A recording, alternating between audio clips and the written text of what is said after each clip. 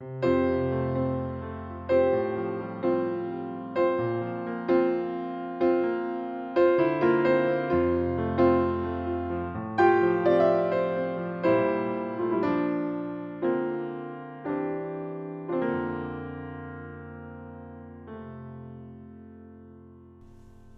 and welcome to the first tutorial of how to play the piano and sound awesome in no time.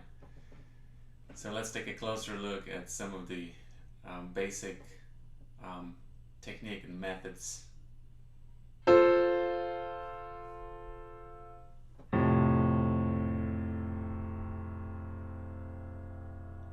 As you can see, we have a major triad, a one chord in F major, and now what we're going to do, we're going to practice how to spread out voicings by basically moving the middle note of that chord up an octave, and you'll see what's going to happen. As you can hear, we have that full-blown harmonic sound we're after.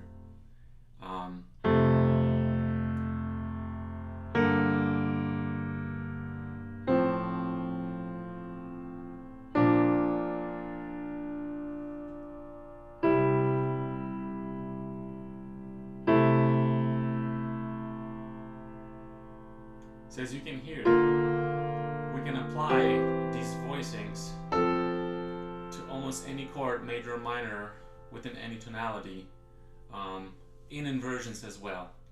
So by using 1/6 chord, 4/6 chord in first inversion.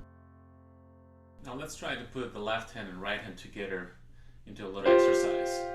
So what we have here is a sus chord with an added 9, and we're going to do some suspensions and passing notes. It's going to be like a mixture of the two.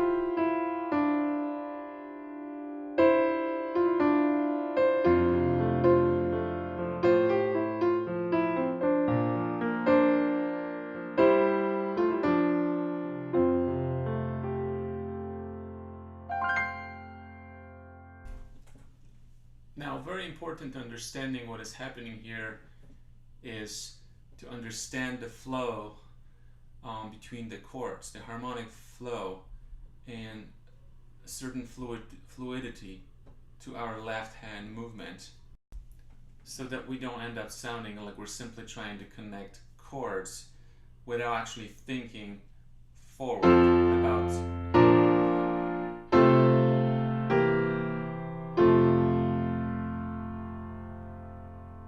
as you can hear, this will be like an old-fashioned way of playing it, and there will be nothing wrong with it, except it's lacking in its fluidity. There are no notes moving in the middle voices, which will make for an exciting sound. As you can see, it's the broken up chords in the left hand combined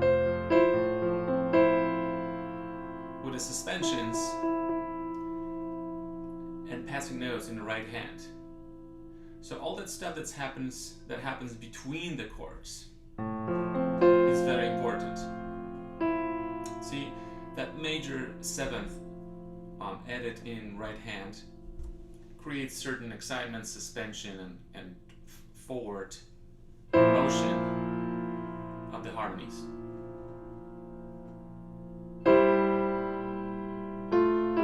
Some extra 6 added.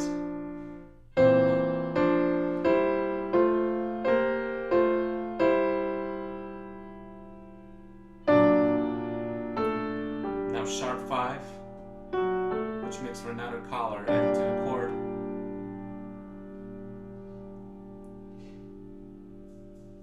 So those are all your options. Even within single chord,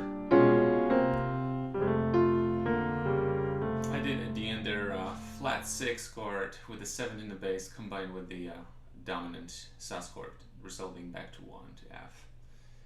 Let's take a look at another thing.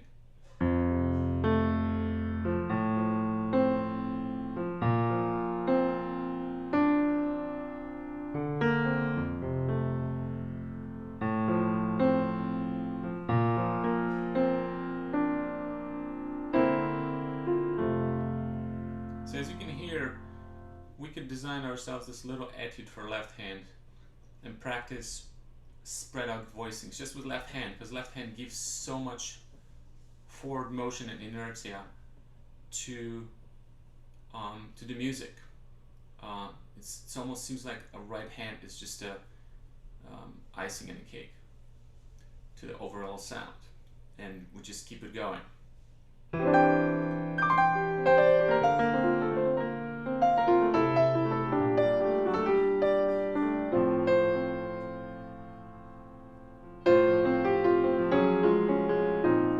Now, as you can hear, there's another device in place here. I've used some funky minor chord. It's actually F sharp minor in a key of F. You're probably thinking, wow, well, it can't be even a Neapolitan chord, because it would be a major. This chord right here, I'm using it in a function of a dominant leading up to a fourth chord, and I will walk you through some of the detailed voicings that are going on here. So let's take a closer look of the possibilities here. If I do this, it sounds okay. Once I add that extra ninth on top of the chord, it makes it nice and smooth. Plus all those suspensions. So what I did here is a little sequence. Minus that last chord, excuse that. So as you can see, we can use seemingly remote chords in a tonality of F, which will fit as passing chords, or chords that will create some kind of harmonic surge upwards, in this case to a fourth chord. Another example of a B minor chord used interchangeably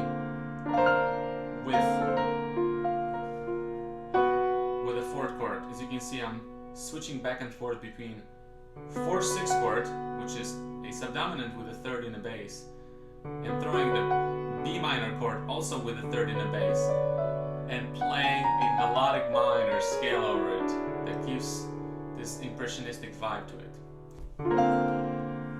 Now again, I'm still doing the same thing, but I'm going to continue with a stream of downward moving chords.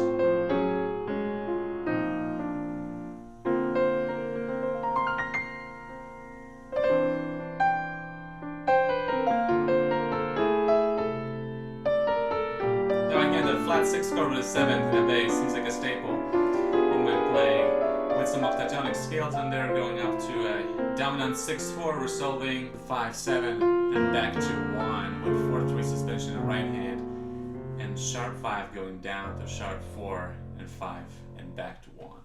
Thanks for watching. I'll see you next time. If you like it, subscribe please. Thanks.